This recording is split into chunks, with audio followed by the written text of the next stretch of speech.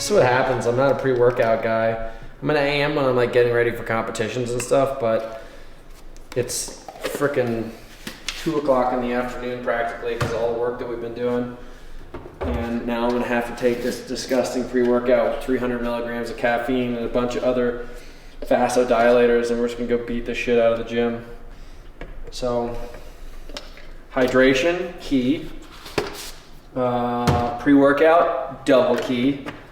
And then we just go crush. So let me get my headphones. I'll see you guys in the gym. It's a fat bar. I like this. We got this competition coming up this weekend. It's the Outrigger US Championships, where there's a 9-person team and 6 people are on the boat and 3 people are on the track boat. So, you know, you're paddling across from Newport to Catalina. But unfortunately, a storm just hit, a tropical storm just hit, and there's 5 to 8 foot waves. So now instead of crossing from here to here, we are now going to go from here to Long Beach, Newport to Long Beach, and then the guys are getting the boats and paddling back. And when I say the guys, I'm actually on a co-ed team. So me and a bunch of burly chicks are gonna be crushing the shit out of this hard water. And Alex, who's behind the camera, of course, is gonna be tracking and filming the whole thing. So, you know, pretty excited. I'm a novice, I'm not gonna lie. I'm probably the worst guy in the boat. Technically, I may be one of the stronger guys, but definitely not a good enough paddler to be in like one of the championship tier boats. It's your turn to get some reps now.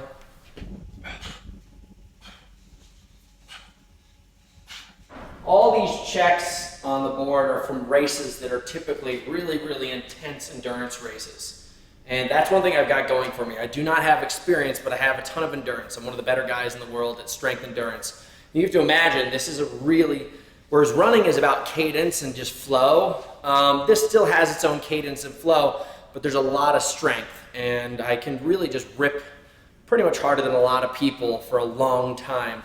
So I guess I've got that going for me. I'm not trying to be braggadocious, but I just know I'm good at it. I mean, I don't know I'm good at it. You've got checks on the wall right now. So we just hope that that I can sync in with everybody else. Like, I'm definitely coming in as a novice and just telling everybody like, hey, I'm here to put in work. I'm here to do what you guys tell me. So I'm just chilling out.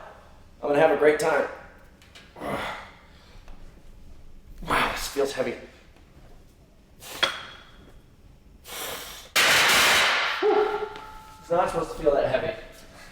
You want to get a couple or you want to go back down? I don't think I could do that if you said it was heavy. I'm probably just tired. To be honest, like, I paddled more miles this week than I probably ever have in my entire, like, in a year total, if not the past 5 years total. I've been doing, 15 to 20 mile weeks paddling. It's tough. Not complaining, just letting you know how it is. I'm a little bit pretty fried. Oh yeah.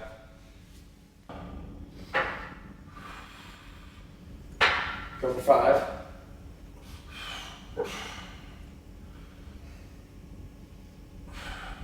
Alex, you were strong as fuck during high school.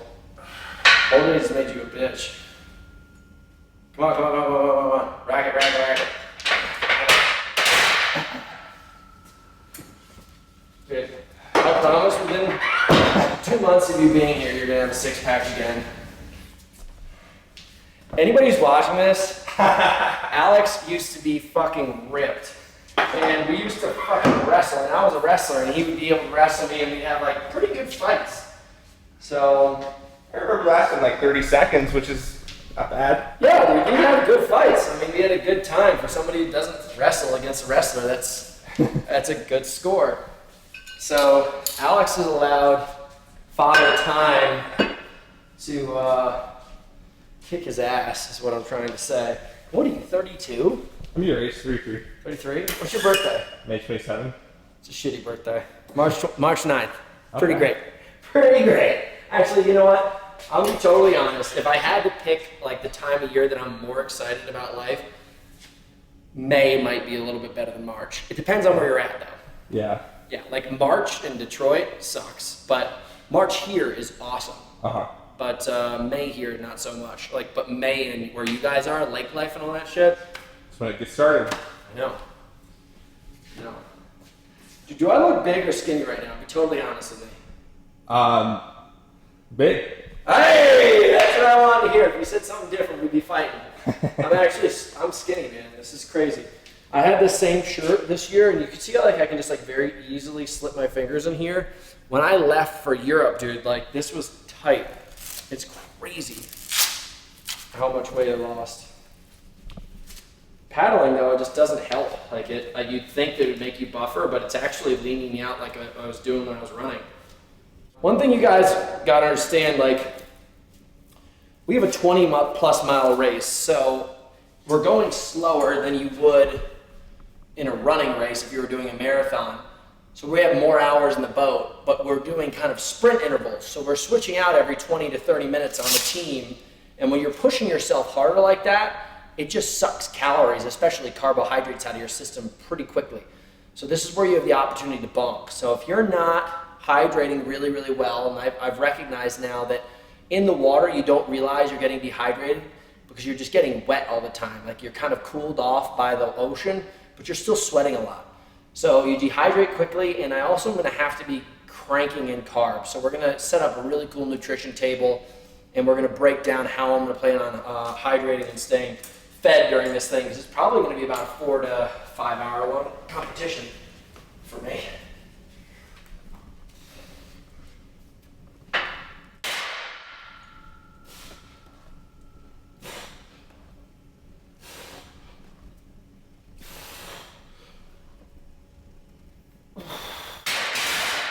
Oh, that was heavy. That was not good. Oh, shit. All right, I'll catch up with you guys later. Thanks for tuning in for part 1.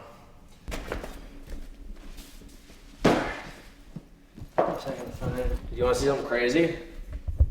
Oh, you're gonna point at me? Look how powerful that is. Oh, that's pretty great. I feel good. Ooh, I got deodorant. Oh, shit. Oh, dude. Don't you miss that so much, those Axe can sprays? Are you recording this right now? All right, let's break this thing down. So we are literally like, I don't know, less than 24 hours from this race. It is not going to be the Catalina crossing. The weather's too sketchy, so we don't exactly know the distance. I think we're paddling from Newport to Long Beach. Now it could be anywhere on the coastline, and there's going to be storm surge and stuff. I think it's between 20 and 25 miles. I'm going to roll up to say it's 25. I'm assuming we're going to cover about 7 to 8 miles an hour, so it's going to be about 3 to 4 hours with transitions and stuff. So we're going to go through a gear check. I think gear is really important. I competed in this Orca top. It's from Swim Run Racing, and it's got pockets in it. And I'll keep snacks and stuff here in the pockets. I competed in the Go Ruck games in it this year. So as you see this, I've been racing in this thing forever, and it never breaks down.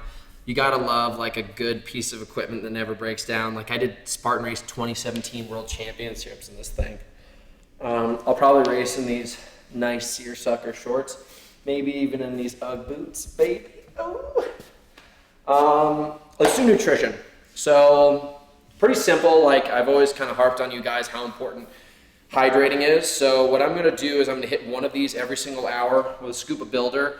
For hitting about 4 hours, it's gonna be 4 of these bottles, 4 scoops. I'm gonna keep this probably, look at all the salt on that. That's just for me like hammering outside all the time. It's still crusted over. I can't even get it out of there. I'm gonna have to fix that. I'll probably stick one of these things in here, and if I feel like I'm actually kind of losing it all, I'll swoosh it around in my mouth. One thing I will tell you guys, I'm imagining is going to happen to me, and this happened to me when I did Swim Run World Championships back in 2015. Just because of the motion of the ocean, your stomach somehow just gets messed up. You do not want to take in food, and it's even hard to take in water, so something like that can be really important. Now I'll teach you guys about the importance of fuel. I'm really lucky. Fatty Meat Sticks have always been sending me tons of this stuff, so I'm going to bring in some of the kind of like the basic big beef jerky sticks to have. You want to cover the whole gamut of food. So there's a little bit of protein there, but mostly it's just something different, salty to chew on. Here's another thing that's salty to chew on. Like anybody who thinks that getting like really expensive protein bars the days of races, especially where you're kind of cranking really hard, we're going to be going for 4 hours plus, and we're going to be transitioning. You'll only be in the boat for 30 minutes at a time sprinting, and then you'll take a break. And basically what happens is that's really digging away at your glycogen stores, which is basically just sugar. So it doesn't matter if it's sugar from a candy bar or sugar from a Clif Bar. Sugar is sugar. So Kit Kats is just a different kind of texture to chew on if I don't want something so salty. Mango right here, more sugar. This stuff right here, seaweed snacks, I saw this and I don't even know what it is, but could be the best thing ever. It is. It's so good. Other than that, like that's my fueling routine. You'd think that there was some kind of rocket science in here, and that there'd be some Harvard level nutritionist like sitting here explaining how we're going to hit this, this, and this. But I've been racing for over a decade now, and the one thing I can tell you that beats out pretty much all nutrition is hydration. Number one, do not miss out on that. Be hydrated ahead of time so that you're prepared before the day. Don't be dehydrated on the day. And then as far as fueling goes, like what's the difference between a gel and a Kit Kat bar? Honestly, like it's going to take a couple more bites to take the Kit Kat bar down, but typically per serving, it's probably going to be about the same amount of calories and carbohydrates, and that's what you really need the most. Like obviously, I'm not telling you guys to do a Spartan race carrying a beef jerky stick. Like that'd be really silly if you're like on the carnivore diet carrying beef jerky while doing a race. That's just not going to work. But when I get to take breaks on the boat, I probably will take down one of these things. Not the whole pack, but that's just what's going to happen. As far as how I'm going to carry all this stuff, I've got this pretty hardcore Go Ruck bag. I raced in this thing for a while. This one's brand new, but like I raced some of these things, and I'm assuming it's just like hardcore enough that it's not going to fall apart when I'm out there. My stuff sack, which I've had these things since 2015, I'll basically stuff all of my food and my belongings on here, and this is what I'm going to bring on the boat. So that's it. That's how you take on the U.S. Championships for outrigger canoeing from a nutritional standpoint. So I hope you guys learned something, and if you have any more questions, just hit me with comments down below. We'll have a good time for the next episode.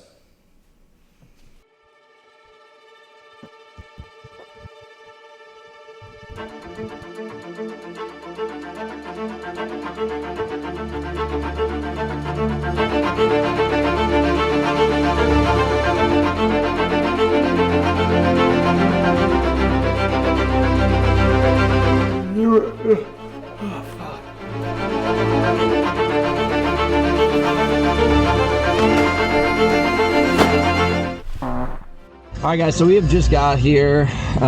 It is now 5:57 in the morning, and you can see like cars are starting to pour in. Pretty crazy how many people are showing up here at this point. This parking lot's going to be full with probably, I don't know, several thousand, I think over 1,000 people at some point. So this is going to get gnarly fast, and I got to go to the bathroom before things get wild in there, so wish me luck.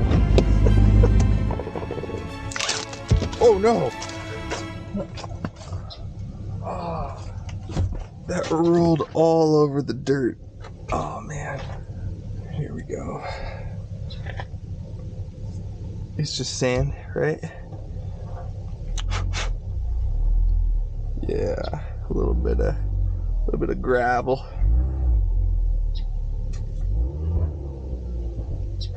It's got a protective layer. Okay.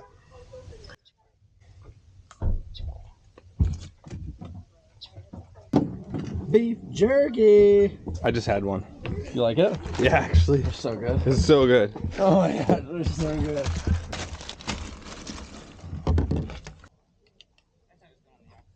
There's enough for sure. It's gonna be like a 3 to 4 hour day.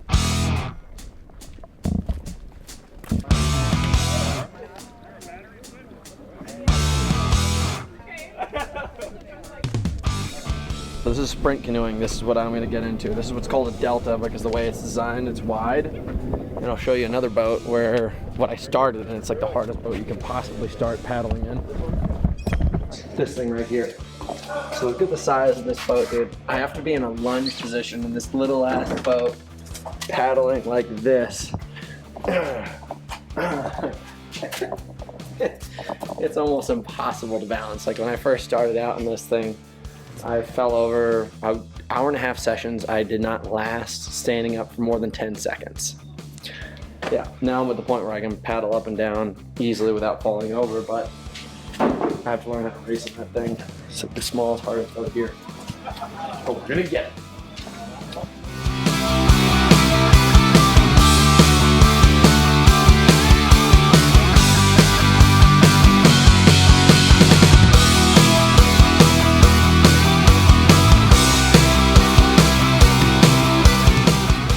We did have somebody drop out last night, yesterday morning, I guess technically. So then we were trying to find like a backup. We had a couple options, but they didn't end up panning through. So that leaves us in a bit of a pickle. So it means that we either go 8, we cut, or we get a paddler from one of the other crews. So these are all, they're all options. What's cut mean? Cut means we scrap the race. We don't start. We don't race. We could just paddle instead, if whatever, like have fun. But essentially, it means that we don't like go crazy trying to race, which is that's always my least favorite option. But if it's a crew's decision, so I'm gonna leave it up to you guys. I don't want you to feel like, for one thing, we're not crossing the channel, right? No. So Yeah. the conditions are probably going to be sloppy, but not terrible.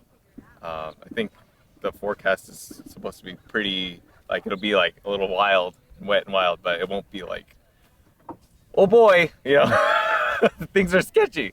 So we went with 8 last race. It is a challenge for sure, and it will test your endurance. My solution for going with 8 is to burn these yokels more. So essentially that means like you wouldn't change as often.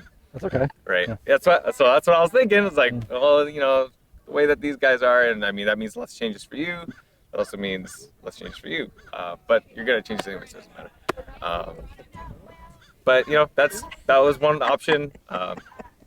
I would like to say that when I put this crew together, I really thought that it had a chance. So it's just kind of disappointing and frustrating. It is 20 miles, so it's long, but it's not like kill yourself long. Yeah. So I don't know. If Coach Chris says go with 8, I go with I'm not, Coach but Chris. that's the thing is that like when it comes to this stuff, it's not quite like Coach says, right? We got 30-minute swaps about, and some of us are gonna be running for 60 minutes. Some of us will probably be running for at least 60. Yeah. That's fine. Yeah. And the race will probably be like 3 to 4. We got snacks. It's 4 maximum. We got music. We could also, I can do drops where like I bring you supplies into the boat, or we can throw them, or whatever it is, so that you get, your waters and stuff. You take a quick break and keep going. That essentially takes the same amount of time as a change. And there are solutions to that, but I want to leave it up to you guys because it is definitely more of a challenge. Yeah. You just go for it. Like I'll go for it. Yeah. So when we do a change, I'm gonna say unzip it. Okay, paddles down, put it down, out. So if you come out, because I know, have you done change before? Yes. Yep. Do not push on the canoe. Yeah, don't Then jump. don't like, kick don't it. kick it. Don't kick it. Just roll over. Touch the tunnel. Just get out Yeah, clean. just roll over. All right, do it. Time to show your tile strength. Yep. Better back up all that tile. We are. You're down a teammate, but you guys can still go. You're down a sub, so We're an 8-person co-ed team now. No big deal. Even numbers, we love it. So typically what you're doing is you're running 6 people in a boat, and then 3 people will drop out, and then they'll exchange with another group of 3 people, and then this group will exchange. And then a little bit further down, these 3 people will drop out, and then these people will refill in. So you just constantly have half the team being fresh in the boat and the other half of the team being a little bit tired on their second leg. So, I mean, it's not that crazy. We're just down 1 person. I mean, obviously, it just means that there's going to be someone in the boat who's dragging on a little bit longer, getting a little bit less change outs. But, you know, everyone's been training really, really hard. The worst thing that happens is we're just a little bit more tired. I can't imagine that's going to be that awful. Because you have to imagine, this was supposed to originally be paddling from here to Catalina, and it was going to be 25 to 30 miles. And now we're doing, I don't know, 6 to 8 less miles than that. So I would be much more excited about having 1 less partner than adding on potentially an extra hour plus of paddling. So, I don't know. Chris has more experience. You should probably test him. 8-man team's great, right? More paddle time. Yeah, more paddle time. See? Great attitude. Your muscle stamina, your fitness level will be on stage.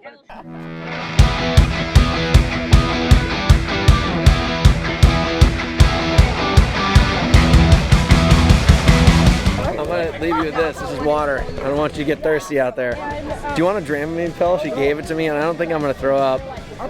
Hold it for you. I'll take it, I guess. Yeah. Feeling good, dude. It's going to be wild. It's going to be super wild. My first leg is 10 miles. Anybody who's watching this, I've only done this for 2 weeks before, and this is the U.S. Championship, so I'm fucking pumped. Hardcore, hard in the paint. Everyone's just like from all over the world coming here to throw the fuck down. Right? I'm so amped. Hey Hunter. Yeah. I need you.